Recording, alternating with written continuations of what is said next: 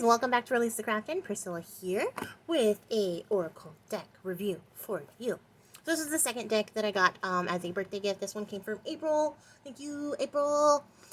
This is Mausoleum, the Oracle of Souls. It's illustrated by Jason Engle.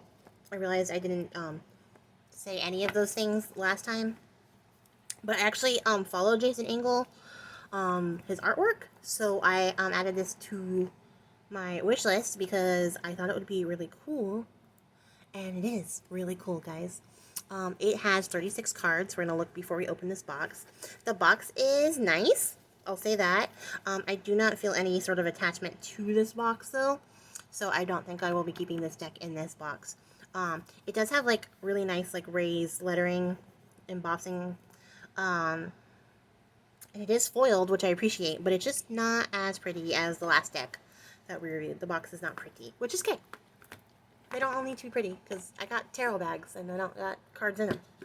So this one, the inside of the box is black. This one's going to be really great. I think this is going to be like my new shadow work oracle deck. It's got one of those little lift up ribbons in the box, which I appreciate, because sometimes the struggle is real. Let's see. I appreciate the artwork inside the book, but again, this is another one that doesn't have the pictures of the cards. And it's one of those condensed ones where they have a bunch of different languages in here. So it's really only this much is in English. So a quarter, could have just said a quarter, of the book is in English. Oh, there is some artwork in here. It's just not all the artwork. So it's got some spreads to use. Those are interesting. And then it just goes into the cards, and the descriptions are kind of short and sweet. It's not a detractor for me. I don't need super long descriptions to work with my cards or anything like that. And I don't really refer to the book after I work with the deck a couple of times. I just sort of read through the book as I look at the cards to get like an idea of what the cards are supposed to be, or like what the artist was trying to convey, or the author is trying to convey. Just so that I can get an idea of like where the source of the deck comes from, if that makes sense. And then I start to work with the cards intuitively and start to learn and attribute my own meanings to them. So I very rarely will refer back to the book. But like in cases like this, where it takes after like specific deities and stuff, it does help to have a little booklet that kind of gives you a quickie on like what their little history is, or a little blurb about them. So I know a little bit more about the character or the figure in history or fiction that I'm trying to like read on, you know what I mean? So there's that. This is a low Scarborough deck, so is that how you say it? Scarborough? Scarabo? Scarabo? I don't know how you say it. He makes a lot of tarot decks, so they're all pretty like this. They're pretty succinct and to the point, which I appreciate. I really appreciate it. So this one, here's the back of the cards. I like this backing. It doesn't really stand out or anything. It's not anything super special, but like I'm not buying the deck because of the back of the card, right? So here is the front. This is not in alphabetical order, so I won't have any problem shuffling this. And we'll just go through this really quickly. I already have a lot of feelings on this first card. So this is the Justice of Pandemonium, Abraham. Hopefully we're close enough you guys can see that. And you'll probably see as I flip, like, why I think this will be a really good book for shadow work. Or a good book. Oh my gosh. A good oracle deck for shadow work. But I am obsessed with the imagery here. I love this so much. It's like so dark, but so full of color that like it kind of like conveys the mood in the color, if that makes sense. So this is the Traveler, Keeper of Crossroads. The Thinker, the Father of Knowledge. And I like that these, there's these little quick keywords at the bottom. Especially for a deck like this, where you're trying to, like, learn these figures. It's good to know offhand, especially if you're just doing a quick reading, what the general idea of the card is supposed to be.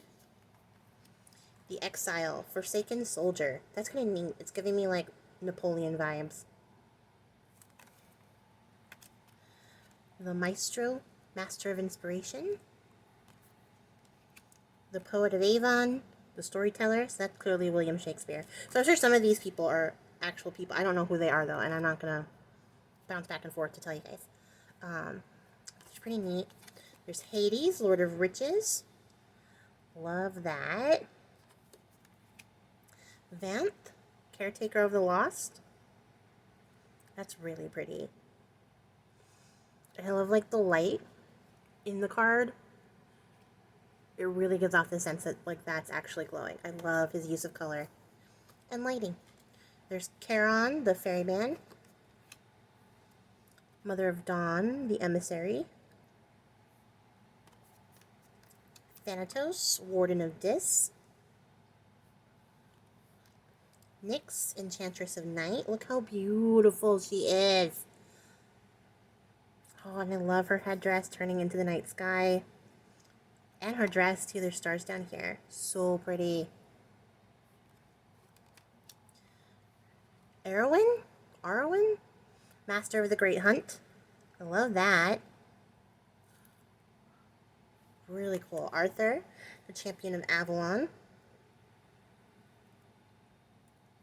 It's so introspective. That's such an interesting card. The Morgan, Weaver of Fate. How neat. Morgan Le Fay, the Witch of Ages. So I kind of like that this is crossing a lot of like cultural lines too. Like, you know, you have the British, you have Celtic stuff in here. There was the classics with the classical Greek mythology. There's also some biblical stuff in here. These are pretty cards, guys. This Danu card, look at that. Mother of Creation. The 4 arms. I love that. So pretty. Dawn, the Red Shepherd. Ooh, a Rishkigel, Queen of Shadows. So we're getting like Sumerian, Babylonian. We're getting ancient. I'm going to fail my mythology quiz, but we're getting ancient. The Prince, the Forgotten Adversary. This is really interesting. And I love that like this card has sorrow, lost valor, and serendipity. What an interesting mix, you guys. Lilith, the Thief of Life. How cool is this? It's really primal. I love that. Martyr, the Matron of the Blind. How interesting. What? The Eternal Servitor, the Ancient Wanderer. Like, I could just look at these cards for ages, you guys. There's so much to look at in the background. Scenery is intense. Like, they each tell their own story. I love this one. Lady of Mask, the Shaper. Osiris, God King of Duat. How cool is this? Matriarch, Mother of Homestead.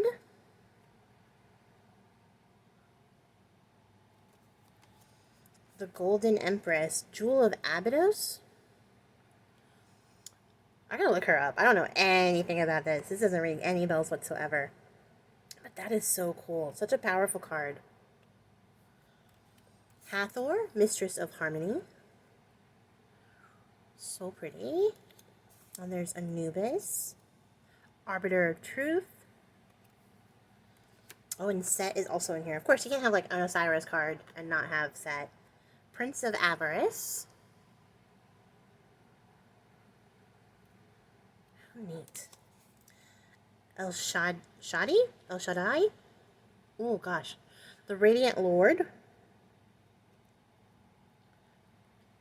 This is a really cool card. I wish I could pronounce it. I'll have to look it up. Abaddon, Overlord of the Abyss. I love this grasshopper leg coming out of the back. What a cool design. And there's little tiny bug legs up front. That is neat. That's really neat. It's really creepy, but it's neat. Jeanne the Maid, Guardian of Saints. This is really cool, you guys. I love this deck. It's such a vibe, such a mood. The Leper King, Sword of Law. the Ageless, the Light and the Darkness. Neat. And the Keeper of Whispers, the Mad Prophet. How cool is that? So this is a really cool deck, you guys. I'm really excited to work with it and see what I can learn from it. Hopefully it vibes with me as much as I vibe with it. I think it'll be really fun to work with. So thank you, April, for getting me this deck. I'm pretty stoked on it. And that's going to be it for me, you guys. Until the next time, I have one more deck review to do, and then I will be all caught up on the decks that I have recently acquired. There will be more because I have a problem. But thanks.